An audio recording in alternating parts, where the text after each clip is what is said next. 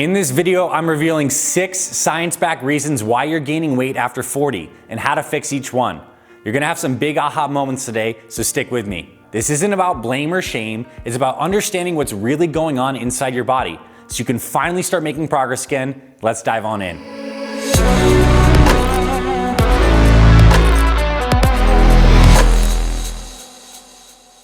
The number one silent saboteur: you're eating more than you think.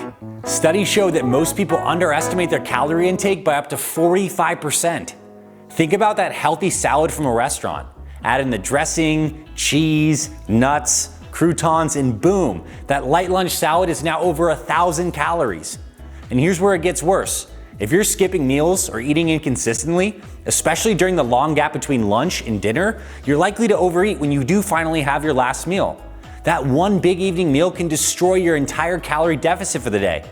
That's why I suggest structured meal timing. You can either do a traditional meals like breakfast, lunch, afternoon snack, and dinner, or do a 14 to 16 hour intermittent fasting window with mindful meals in your eating block. And when preparing your meals, focus on high satiety foods, protein and fiber. Think colorful fruits, veggies, and clean protein sources. Fiber slows down stomach emptying, helping regulate your blood sugar, and protein boosts GLP-1, a hormone that keeps you full. So if you're struggling to lose weight, it's time to get real about the numbers. Consider tracking your food for 1 week using an app like MyFitnessPal, Lose It, or Chronometer. Think about it this way: you wouldn't manage your finances without a budget. Why guess with your calories? Visibility creates accountability, and accountability creates change. After 30, you start losing muscle mass. It's a process called sarcopenia. And after 40, that rate accelerates unless you do strength training to combat it. Is it true that if you don't use it, you lose it? Is that a serious question? The body works on a use it or lose it principle. So if you're not regularly strength training, you're losing valuable muscle mass, and this has a big impact. Because a muscle burns 3 times more calories than fat, even at rest. And losing muscle can drop your resting metabolic rate by 100 to 300 calories a day. If you keep eating the same, that can be the difference of gaining 10 to 20 pounds every year. Now, cardio exercise is great for heart health, but it doesn't preserve muscle mass. In fact, excess cardio without strength training can be detrimental to body composition. Just look at the body of many marathon runners versus someone who lifts regularly. Now, I'm a fan of cardio. I just prefer to incorporate it into strength training through a method called metabolic resistance training. It's the foundation of my Fit Father and Fit Mother programs. We take movements like squats, rows, presses, and build them into time-efficient circuits that take around 30 minutes. You do them 2 to 3 times a week, and you get the best of both worlds: strength training and cardio all in one. To support muscle, especially if you're losing weight in a calorie deficit, aim for a higher protein diet. I recommend 0.75 grams per pound of body weight or 1.65 grams per kg. Use your goal weight for this if you're overweight.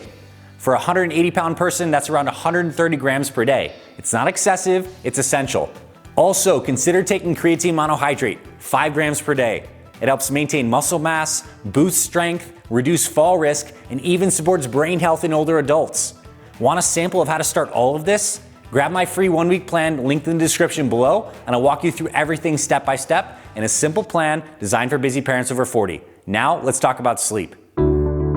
Just 1 night of poor sleep, defined by 4 hours of sleep, drops your insulin sensitivity by 25% and increases ghrelin, your hunger hormone, by 24%. That means more cravings, more snacking, and more belly fat. But here's another big one. Eating too late at night can also disrupt your sleep. When you eat a big meal close to bedtime, your heart rate stays elevated and your body's so focused on digestion, not deep rest. So I actually suggest having your last big meal at least 4 hours before going to bed to preserve sleep quality. And this is even more important if you're strength training, because deep sleep mostly happens in the first half of the night. This is when your body's repairing tissue and building muscle. And if you're missing on deep sleep, you're missing out on results and gains. So try to eat dinner earlier and prioritize sleep like your fat loss and recovery depend on it, because they literally do. Dehydration is another sneaky culprit. Research shows that even mild dehydration can reduce fat burning by impairing liver metabolism and harming mitochondrial function. Plus, thirst often disguises itself as hunger, and many people snack when your body really just needs water. And many people also turn to sugary drinks because they're dehydrated, which spikes blood sugar and creates a roller coaster of more cravings. So drink more water, especially in the morning. It not only supports fat burning, it gives you more energy and helps you stay full throughout the day. Here are some of my favorite hydration tips. Rehydrate in the morning, 16 to 32 ounces, which is 500 to 1,000 mLs. For your daily water intake goal, take your body weight in pounds, divide that by 2. Or take your weight in kilograms, multiply by 32, that's the amount in milliliters. Drink before meals or on an empty stomach, not immediately after meals. Hydrate around your workouts, taper off your water after dinner, and carry a big water bottle. It's one of the easiest ways to stay consistent. To all my water bottle people out there, comment below. I know you're watching and I know you love your big ass water bottle. Here's the bottom line. Water is fuel for life on this planet. And inside your body, your metabolism, your energy, and your fat burning all depend on your hydration, so take this seriously. Stress hits you where it hurts, your midsection. Cortisol, your body's main stress hormone, plays a critical role in your survival. But when it stays elevated for too long, it wreaks havoc on your metabolism and your body fat. Chronic stress causes increased appetite, especially for sugary and salty foods, which is a survival response. It also increases fat storage, especially visceral fat around the abdomen and your key vital organs, which creates inflammation. It creates insulin resistance, which increases your risk for almost every chronic disease, and chronic stress also chews through muscle by breaking down muscle tissue. Stress management is not just about chilling out, it's about training your nervous system to feel safe again. This is when fat burning and health can resume. Reflect on what helps you regulate your stress levels. Try some deep breathing, some walks in nature, reducing screen time, journaling, prayer or meditation, or even sauna or cold exposure. The key is finding what restores your calm, not just for your mind, but for your entire body and metabolism. Before I give you reason number 6, I want to invite you to take action now. I created a free 1-week reset plan to help you kickstart your fat loss, rebalance your hormones, and start feeling better fast. The link is below in the description. Grab it after this video, and I'm gonna show you a simple lifestyle that incorporates all this into a step-by-step plan, and I'll train you for an entire week for free. Even when you think you're eating healthy, ultra-processed foods can often sneak in. Seed oils, artificial sweeteners, and added sugars all confuse your brain's hunger signals and can create inflammation.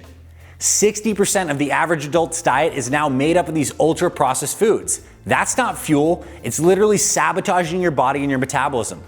Start reading labels to understand what's really in your food. Some red flags to look for include vegetable oils like canola, soybean, or corn, high fructose corn syrup, maltodextrin, artificial sweeteners, and preservatives like BHA and sodium benzoate.